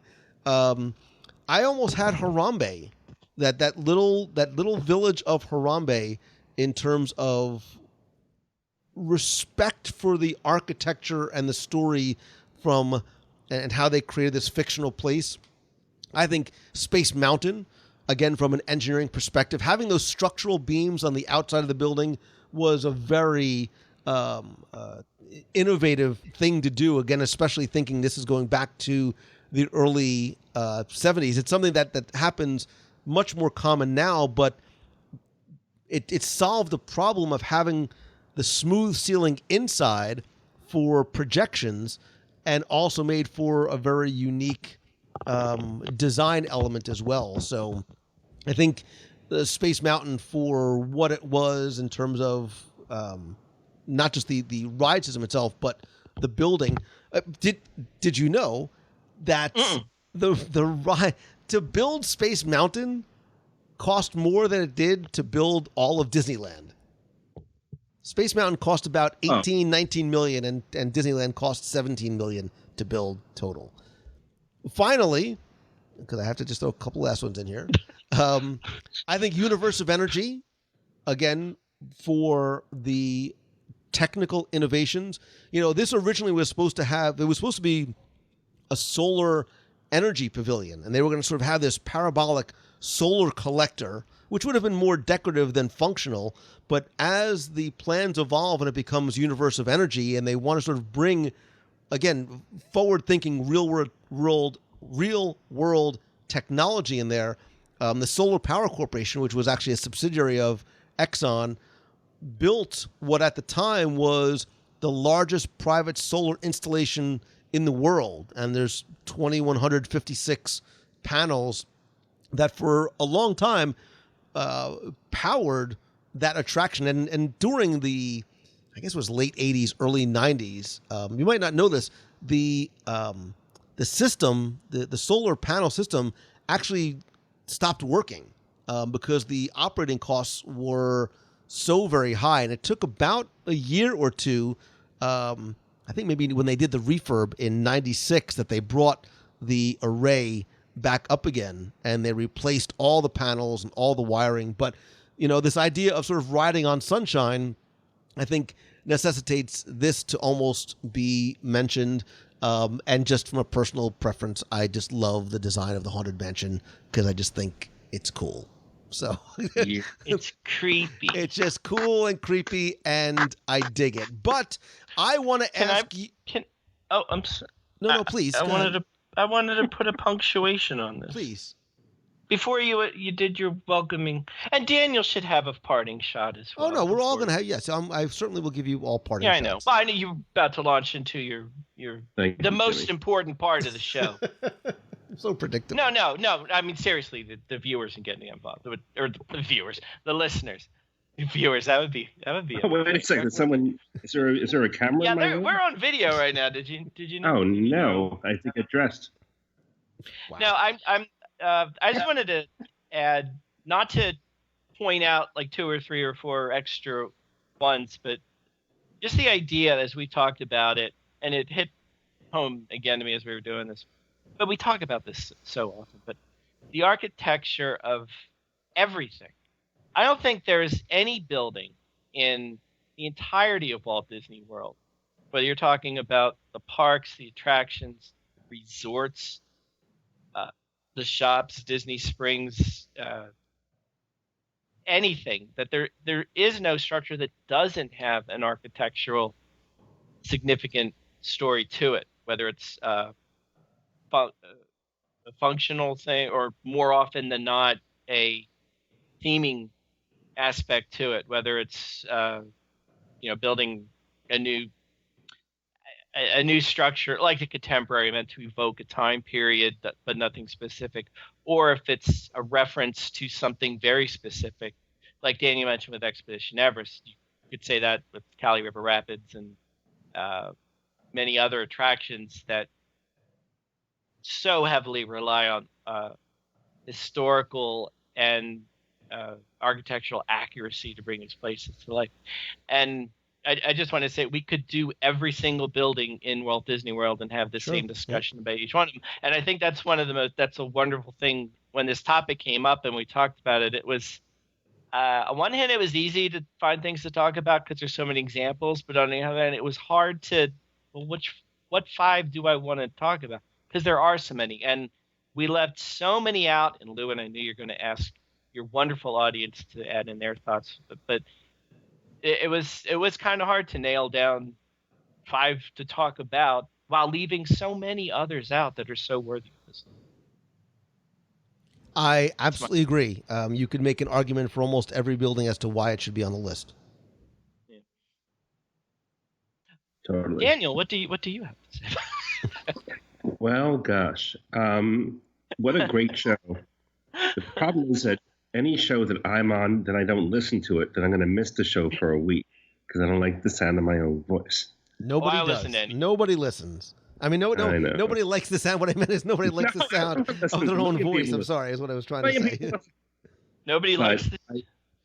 No, because that is my biggest compliment to this show and to Lou and to Tim, is that it will bug me that there'll be a new show and I will not listen to it only because of voice vanity.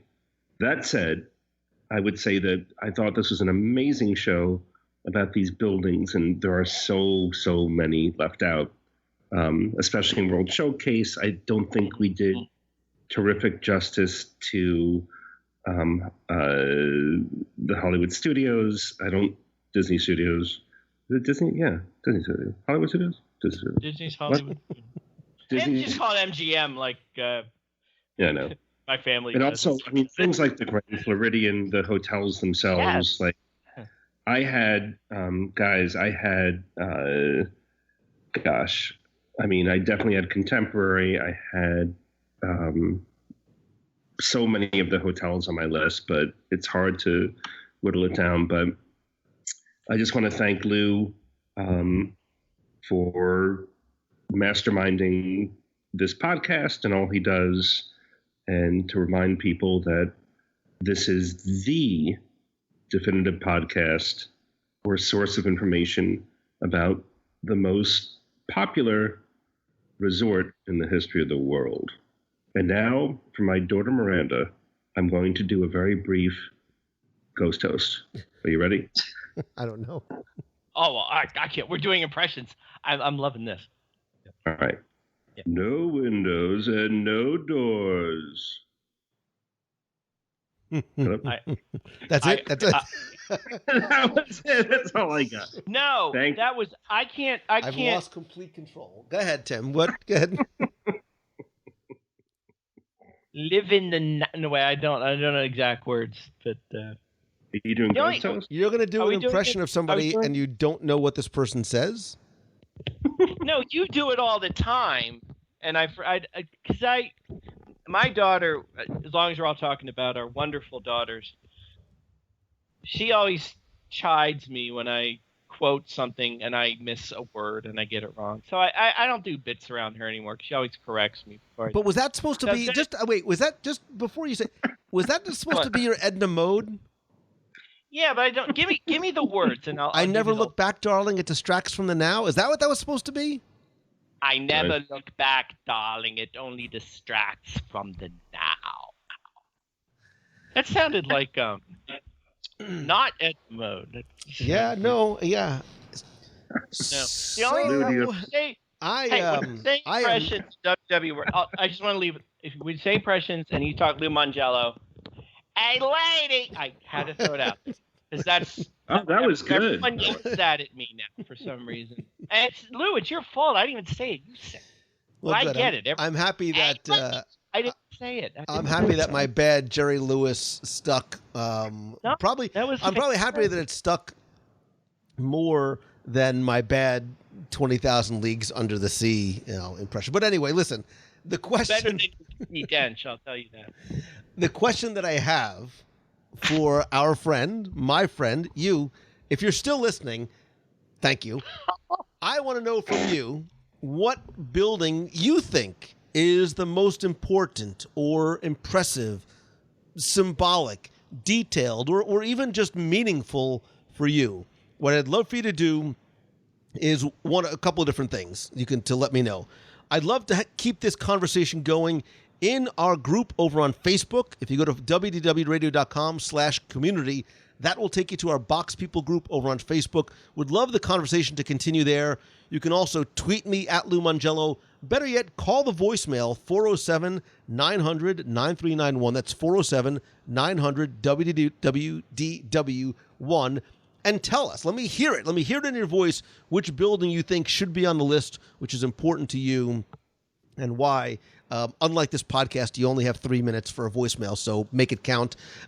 Daniel, I'm calling right now. I sincerely appreciate not just you being here tonight, but I appreciate you and not just the friendship that you extend to me, but really you've done so much, as so many people have, for the Make-A-Wish Foundation through our Dream Team project. So I'm grateful to you and for you. Timmy Foster, I love you, brother. It's been a long time we've been doing this, and you never fail to show not up. Disappoint.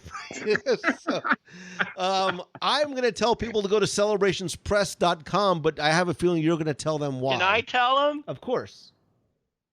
Daniel, what's the most definitive source of Disney information in print form? You got a minute and a half, so go. Wait a second. That's Timmy Foster's Celebrations magazine. Right you are, sir. And where can you find... No, all right, I sound like a real jerk now.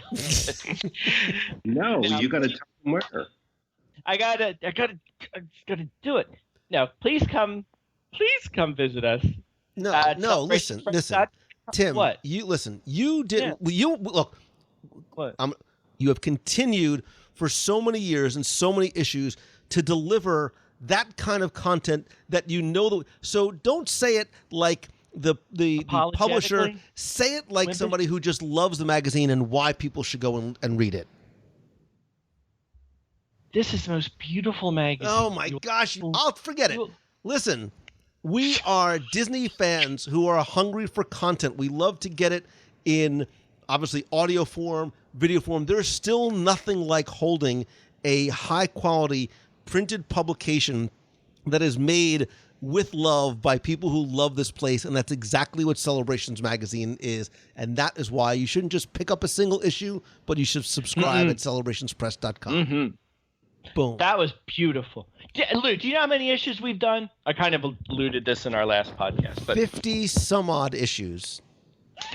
59 is hitting mailboxes now. In fact, I hope most everybody has it by now.